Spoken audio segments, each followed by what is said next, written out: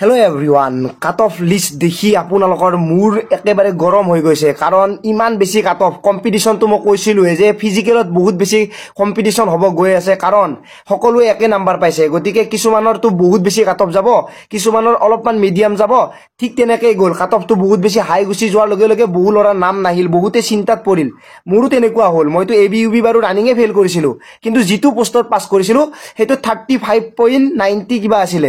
আৰু এতিয়া cut-off to মানে মোৰ এসসি আছিল এসসিৰ পোষ্ট নাছিল কিন্তু যেটো পোষ্ট পাঁচটা আছিল মাত্ৰ পাঁচটা পোষ্টত cut-off to 37 point something গল মানে মোৰ হাবিলদাৰত আছিল এতিয়া আৰু জীৱনৰ আৰু এটা দিন অন্তিম হল আৰু আপোনালোকৰ কাৰ নাম আহিছে নেক্সট স্টেপৰ কাৰণে মোৰ ফালৰ পৰা বেষ্ট অফ লাক থাকিল বাকি আপোনাৰ ৰিজাল্টটো আপুনি জনাওক কি হল কেনেকুৱা হল আৰু আপোনালোকে যদি পাস কৰিছে তেতিয়া হলে এই কি দিন কমসে কম আপোনাৰ নিজৰ লগত নিজক পৰীক্ষা কৰক যে কি হ'ব গৈ আছে কি হল কেনেকৈ কি কৰিব আৰু যাৰ বেয়া হল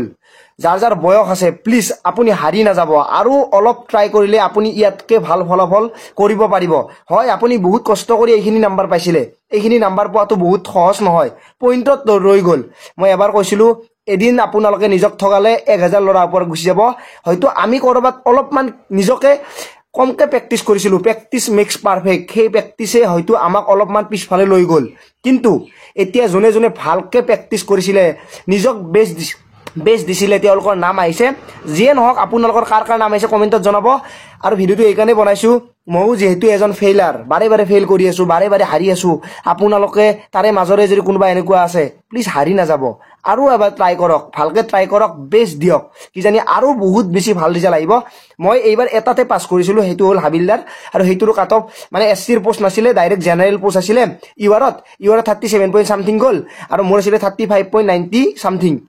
এতিয়া যে নহক ভিডিওটো সকলোকে শেয়াৰ কৰি দিব নাপাৰিব আজিলৈ মানে পুনৰ লগ পোৱাৰ আশাৰে মই জিতুমণি জয় আই অসম।